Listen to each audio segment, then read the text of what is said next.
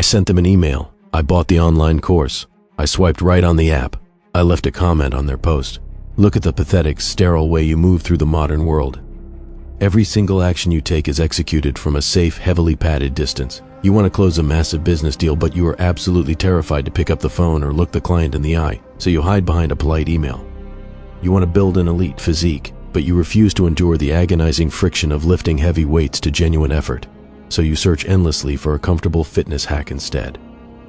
You want the glory of the arena, but you refuse to step into the blood and the dirt. You are throwing pebbles from the cheap seats, hoping to accidentally win a war you have never once walked onto the field for. You call it being efficient. You call it working smart. I call it the cowardice of the safe distance. It is worth noticing exactly how much infrastructure the modern world has built specifically to help you maintain that distance, because none of this happened by accident. Every app that lets you express interest with a single tap instead of a conversation, every automated message that lets you decline something without hearing the disappointment in someone's voice, every algorithm that rewards you for commenting on a stranger's ambition instead of building your own, all of it is optimized to give you the feeling of participation while removing every ounce of the actual friction that participation used to require. You are not lazy in the old-fashioned sense. You are extremely busy, all day, executing an enormous volume of low-friction actions that produce almost nothing, precisely because low-friction action was never designed to produce anything. It was designed to feel like progress while costing you nothing real. There is a specific reason this feels like progress even when it demonstrably is not, and it is worth understanding the mechanism rather than simply feeling guilty about it. Every low-friction action, the like, the comment, the swipe, the automated email, triggers a small, immediate sense of having done something, because from the outside, an action did in fact occur.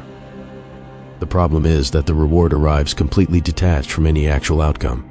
You feel the same small hit of accomplishment whether the email leads to a closed deal or gets deleted unread, because the reward was never actually tied to the result. It was tied to the act of sending. This is precisely what makes the distance so addictive, rather than simply convenient. It offers you the emotional experience of effort without exposing you to the emotional experience of consequence. And a brain given the choice between those two packages will, given enough repetition, quietly start preferring the one that never lets it be told no. When you refuse to engage with the brutal friction of reality, you guarantee your own mediocrity. You cannot build an empire without getting your hands dirty, and you cannot conquer your weaknesses without looking them directly in the eyes. To understand the terrifying necessity of closing the gap, we must travel to the blistering plains of 19th century southern Africa.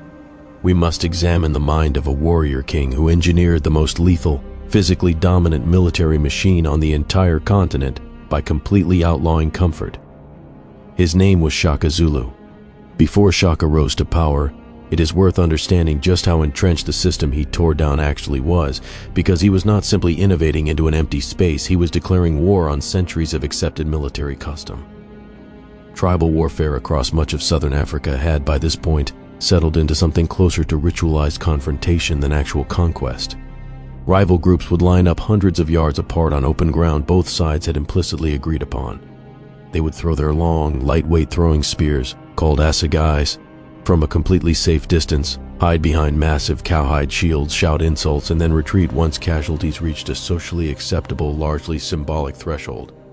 Entire disputes over land and cattle could be settled this way with remarkably few actual deaths, because the entire system was engineered, consciously or not, to minimize real risk for the men fighting it.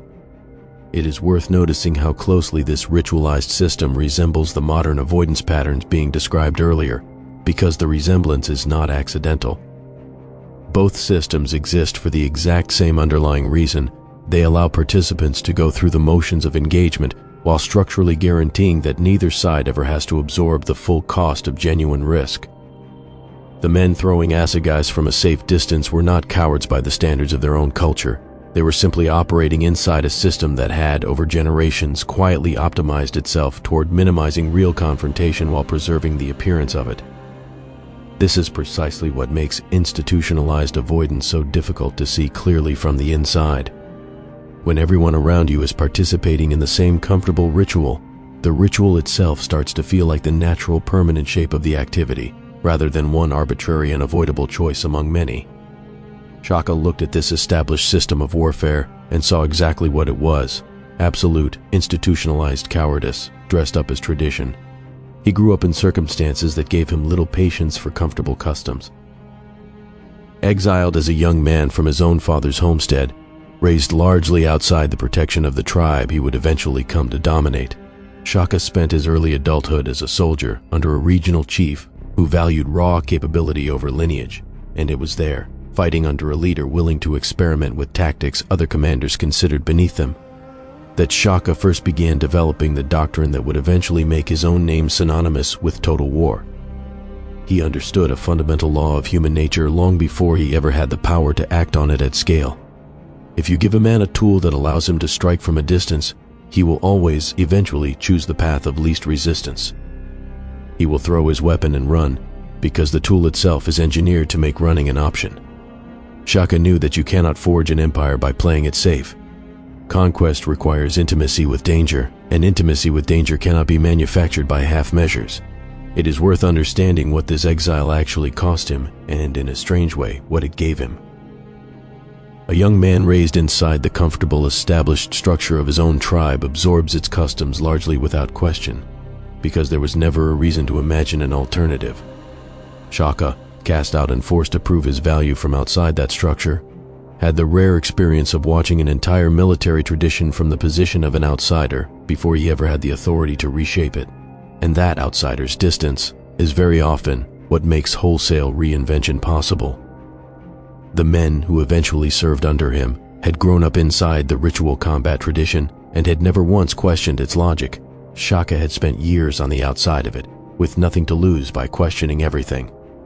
So, once he had the authority to remake his own regiments from the ground up, Shaka completely revolutionized African warfare with one brutal, uncompromising command.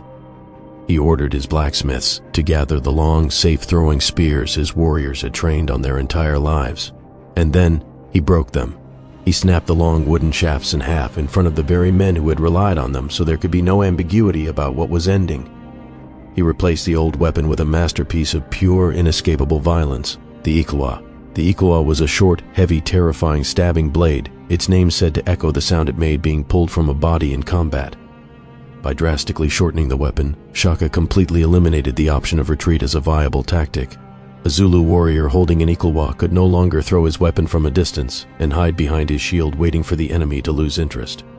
To engage the enemy at all, he was physically forced to sprint directly into the chaos, close the gap, look his opponent in the eyes at arm's length, and fight in brutal close-quarters combat where only one of the two men present would be walking away.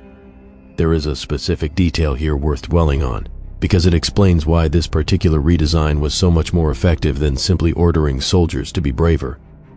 A commander who tells his men, "Do not throw your spear and retreat," is issuing an instruction that depends entirely on each individual soldier's willpower holding under the worst possible conditions, exactly the conditions under which willpower is least reliable.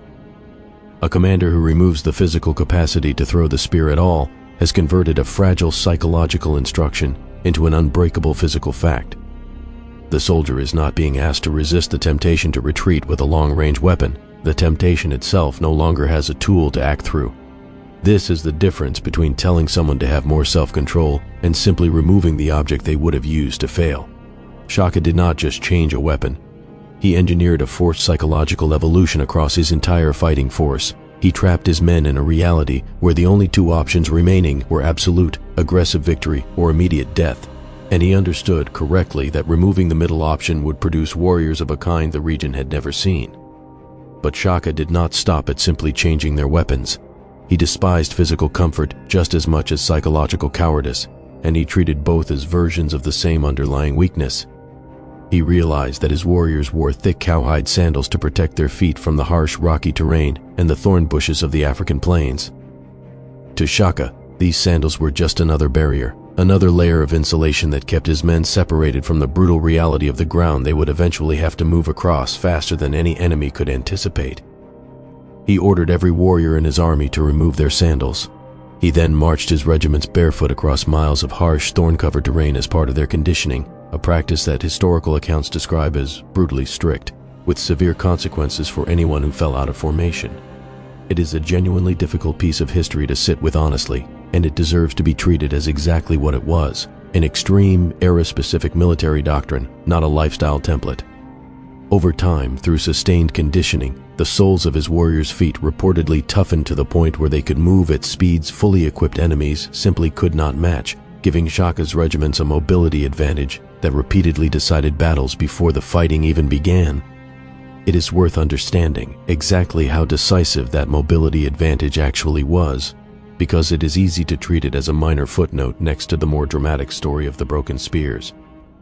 An army that can cover ground significantly faster than its enemy controls the terms of nearly every engagement before a single blow is struck. It chooses when to attack because it can close distance faster than the enemy can react. It chooses when to retreat because it can outpace pursuit if a specific engagement turns unfavorable. It can strike a target, withdraw, and strike a second target the same day, at a tempo that a heavier, sandal-bound force simply cannot match regardless of how well-armed or well-trained it might otherwise be. Shaka did not simply toughen his men's feet as an act of discipline for its own sake. He converted a piece of human physiology into a tactical asset that changed the entire calculus of every battle his regiments fought, and he understood that asset would never exist if his warriors were allowed to keep the comfortable option of sandals available to them. By systematically stripping away every layer of comfort his warriors had once relied on, Shaka Zulu forged a terrifying, historically unmatched military machine. His fast-moving warriors, armed with a blade that gave them no option but to close the distance, slaughtered their way into history and forged the Zulu kingdom into one of the most formidable powers Southern Africa had ever seen. Now look at your soft, comfortable, heavily padded life. You are entirely surrounded by long spears and thick sandals, just wearing more modern shapes. You use automated messages to avoid the friction of human rejection. You read endless self-help books and watch endless breakdown videos to avoid the friction of actually doing the work they describe. You ghost people because you do not have the composure to tell them the truth to their face, and you have convinced yourself this is kinder when it is simply easier for you. Consider how many of your daily actions actually fit this pattern once you start counting honestly. The message you send instead of the call you know would actually resolve the issue faster. The application you submit through a portal instead of the introduction you could have asked a mutual contact to make. The workout app you download instead of the uncomfortable first session with a trainer who might tell you your form is wrong in front of other people. None of these choices are disasters in isolation. The damage is cumulative, not singular. It is the compounding effect of choosing the padded option hundreds of times a year, every single time, until the total distance between you and anything that could have actually changed your circumstances has grown too wide to close without an uncomfortable, deliberate effort you have spent years training yourself to avoid. You are deeply uncomfortable with the close-quarters combat of everyday life, the phone call instead of the email, the direct ask instead of the hint, the honest conversation instead of the slow fade. You want the rewards of a conqueror, but you want to acquire them from a safe, air-conditioned distance. There is a specific psychological mechanism worth naming here, because it explains exactly why distance feels so relentlessly appealing, even when you already know, intellectually, that it isn't working. Every time you choose the low-friction option, the email instead of the call, the swipe instead of the conversation, your brain receives a small, immediate reward for avoiding discomfort, and almost no immediate punishment for the opportunity quietly lost in the process, because that loss is diffuse, delayed, and easy to not notice happening. This is the same mechanism behind almost every form of procrastination. The cost of avoidance is real but invisible, while the relief of avoidance is small but instant, and a nervous system will reliably choose an instant small reward over a delayed large one, unless it is deliberately trained not to. Shaka's genius was not motivational, it was structural. He did not ask his warriors to feel brave. He removed the mechanism that let them avoid being brave, so that bravery stopped being a choice they had to make fresh in every single engagement. This is the exact insight most modern self-improvement advice misses entirely, because most of it operates purely on the level of motivation, telling you to simply feel braver, try harder, care more. Shaka's actual method offers a more useful lesson. Instead of trying to summon courage through willpower alone, in the exact moment courage is hardest to access, engineer your circumstances in advance so that the cowardly option no longer physically exists by the time the moment arrives. This means committing to the phone call publicly before you have a chance to talk yourself out of it. It means telling someone else the deadline for the difficult conversation before your own resolve has a chance to quietly negotiate an extension with itself. Structural change beats willpower reliably, in the exact same way a shortened blade beat an army's collective instinct to retreat. Let me tell you a harsh, undeniable truth: success, respect, and power do not exist at a distance. They are forged in the trenches. They are built in the incredibly uncomfortable moments where you have to look another human being in the eye and risk total, visible failure in front of them. Every time you choose the easy way out, you are throwing a spear and running away. You are training your brain to retreat at the first sign of resistance, one small avoidance at a time, until retreat becomes the default setting for your entire life without you ever consciously deciding it should be. Picture two salespeople given the same list of cold prospects on the same Monday morning. The first spends the morning crafting a beautifully worded email sequence, personalized just enough to feel thoughtful, automated just enough to reach dozens of prospects without the discomfort of a single live rejection. By Friday, he has sent over 100 messages and received 4 polite, non-committal replies, none of which have moved toward an actual close. He tells himself the volume is the strategy, that this is simply how modern sales works, and in a narrow sense he is right. Email is a legitimate channel. What he does not admit to himself is that he chose it first, and almost exclusively because it let him avoid ever hearing a prospect say no to his face. By the end of the month, his pipeline is full of warm, comfortable non-answers and almost empty of actual revenue. The second spends Monday morning making 20 phone calls instead. Most of them go badly. Several people are outright rude. One hangs up on her mid-sentence. Each individual call costs her something real. A small jolt of adrenaline, a flush of embarrassment after the worst ones. The specific discomfort of hearing a stranger's irritation in real time rather than reading a polite delayed decline on a screen. But by Friday, she has had 4 real conversations that uncovered an actual objection she could work with, closed 1 deal outright over the phone, and learned 3 specific, concrete reasons prospects in her market are hesitating. Information the first salesperson will never have, because nobody explains their real objection to an email they can simply ignore. By the end of the month, her pipeline is smaller in raw numbers and dramatically larger in actual signed revenue, because every single conversation she had was close enough to draw real blood, and real blood is the only thing that produces real information. Consider a third case, away from sales entirely, because the exact same distance-seeking instinct governs relationships with equal precision. A man has been quietly unhappy with how a close friendship has evolved over the past year. The friend has become unreliable, frequently cancels plans last minute, and rarely reciprocates effort.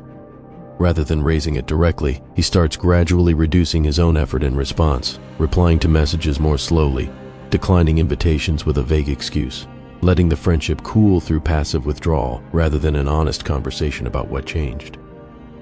A year later, the friendship has quietly ended, and neither party can point to a specific moment anything was actually said. He tells himself, and eventually believes, that people simply grow apart. A second man facing an identical situation with a different friend has one direct, slightly uncomfortable conversation about the pattern he's noticed, framed honestly rather than accusingly. The conversation is awkward for exactly 1 evening. In one version of the outcome, the friend genuinely did not realize the impact of his behavior and adjusts it, and the friendship continues on healthier footing than it had in over a year. In the other version, the friend responds poorly and the friendship ends anyway, but it ends with clarity, in weeks rather than the year of ambiguous, silent fading the first man experienced, and without the lingering uncertainty of never actually knowing what happened.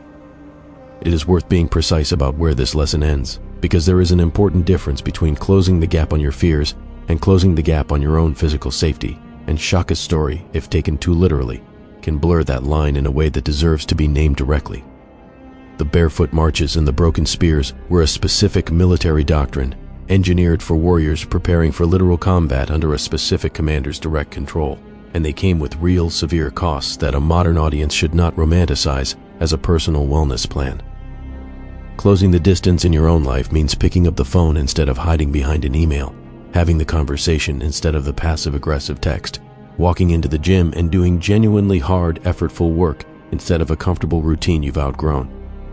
It does not mean deliberately injuring your body, ignoring real physical warning signs, or treating pain itself as evidence of progress. The actual target of Shaka's doctrine was never suffering for its own sake. It was the elimination of unnecessary distance between a warrior and the outcome he needed to produce. Translate the principle, not the literal method. and you keep everything that made it powerful without inheriting the parts that were only ever appropriate for warriors preparing to fight for their lives on a specific battlefield. It is worth being equally direct about the difference between closing a gap productively and simply courting harm for its own sake, because the language of no more distance can, misapplied, start to sound like an argument against any caution whatsoever. A phone call that terrifies you because it involves real, useful risk, the risk of hearing a genuine no, the risk of an honest disagreement, is exactly the kind of gap this doctrine asks you to close. A physical risk with no strategic value attached to it, taken purely because taking it feels like proof of courage, is not the same category of action at all, and confusing the two is how people get hurt chasing a lesson that was never asking them to be reckless in the first place. The warriors who followed Shaka into close combat were pursuing a specific, calculated military objective. Pursue your own specific objective. Do not pursue discomfort as an end in itself. It is time to snap your spear in half. It is time to close the distance you have spent years quietly engineering between yourself and every uncomfortable, necessary conversation in your life. Pick one specific, avoidable distance you have been maintaining right now, not an abstract commitment to be more direct going forward. Name the actual email you have been hiding behind, the actual phone call you have been avoiding, the actual gym session you have been substituting with a shopping cart full of equipment you have not used. Shaka did not ask his men to feel braver in the abstract. He removed one specific tool, the long spear, and replaced it with one specific tool that made distance physically impossible. Your version of that change has to be equally specific, or it will dissolve into the same vague, unenforceable resolution you have made and abandoned a dozen times before. Stop sending the passive-aggressive email and pick up the phone. Stop planning the theoretically perfect workout and go train with real, honest effort today. Have the uncomfortable conversation you have been avoiding for 6 months. Force yourself into situations where distance is no longer an option, where you have no choice but to execute or fail in full view of the outcome. You must close the gap between you and your goals, eliminate the small, comfortable buffers you have built between yourself and every real risk, and step directly into the brutal, beautiful friction of reality. Stop throwing pebbles from the shadows, step into the arena, and get to work.